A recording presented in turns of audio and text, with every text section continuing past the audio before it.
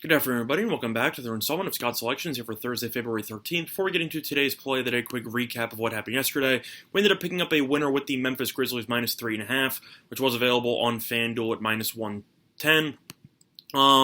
Game went pretty much the way I thought it would. I thought Portland would keep it close for about a half, and then eventually you would see Portland run out of gas after having to play the second night of it back-to-back. That happened as Portland's offense completely fell apart after halftime, and they only scored 41 points in the entire second half. Memphis ended up winning. You could say it got a little bit dicey late, but not really. Memphis was up 10 with about 2 minutes to go or so. Ended up winning by 7. So ended up picking up a nice winner there. Now for today's play of the day, this will be the last game before the All-Star break, as teams, there are only 4 teams in action, then you have All-Star Weekend. But overall, our play that is going to be on the NBA in a matchup between the Oklahoma City Thunder and the New Orleans Pelicans, and that game should be taking place at 8 p.m. Eastern Time. And the play of the day is going to be on the New Orleans Pelicans at -3, which is available on FanDuel at -110. First of all, that line is definitely better than all the other numbers market-wide. Offshore, it's either 3.5 or 4. And if you look on DraftKings or Fox Bet, they're both at 3.5. But FanDuel still has 3 at -110, so you already get value on that number alone. Second of all, these teams recently, I know that New Orleans overall has not been great as they are 23-31. They definitely looked a lot better with Zion in the lineup ever since he came back from injury.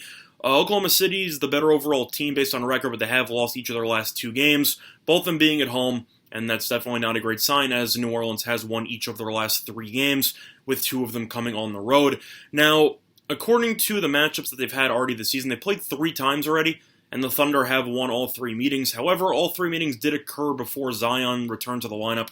And if you looked at the last 2 meetings, the Thunder won by 5, and the Thunder won by 3 on the road. The teams have been actually pretty close so far this season, and Zion, who's arguably New Orleans' best player, did not play in any of those games. So I think New Orleans will come out. I think they will be able to get themselves a nice home win entering the All-Star break, and I think they'll win this game by at least 5 points.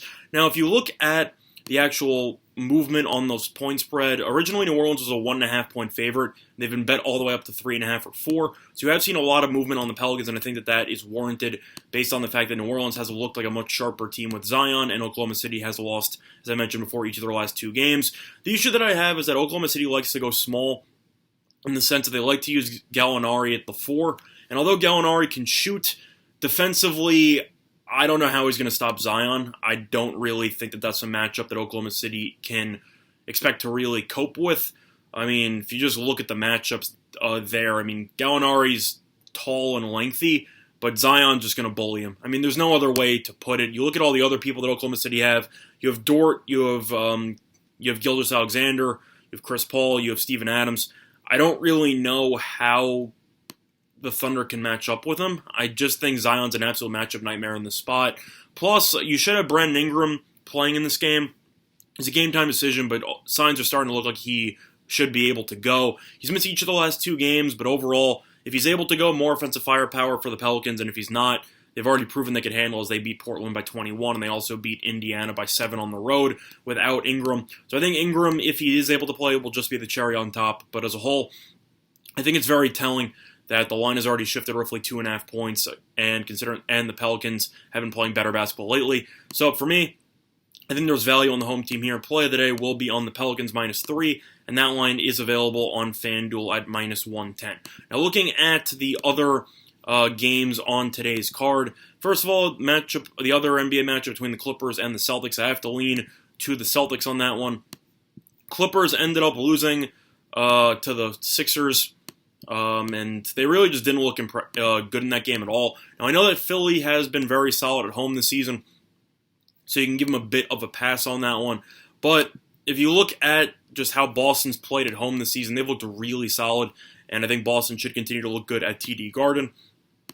I'm overall, just based on talent, the Clippers are the better team, but I'm still a little bit skeptical of how seriously this Clippers team will take this game. Boston got embarrassed against Houston on the road in their last game, just based on the fourth quarter alone. I think they'll try to put together a nice showing in this one, and I think it's also telling that the Celtics are currently 2-point favorites. It originally opened up at -1, it's been bet up to -2, and I'll back the line movement on that one. Clippers have a very solid team, don't get me wrong, I still think they're going to win the championship, But I think this game just means a little bit more to Boston as they will look to continue thriving at home as they have all season long. As Boston is 22-5 at TD Garden, and you're basically laying a money line price here. So for me, I'll lean to the Celtics on that one. I think this game will be close, but I think Boston will be able to take it in front of its home fans. Look for it to go into a run in the middle of the third quarter or fourth quarter to potentially break the game open, but I think Boston should be able to get the job done. Now looking at college basketball, pretty uneventful game in terms of ranked opponents.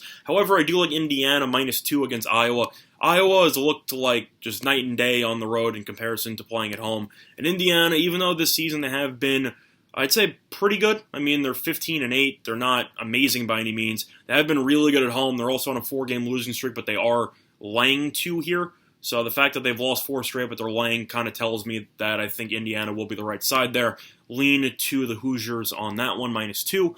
Other than that, what else do I like? I know Oregon's playing Colorado. I would lean to Oregon, but I'm personally not going to take that one. Not really interested.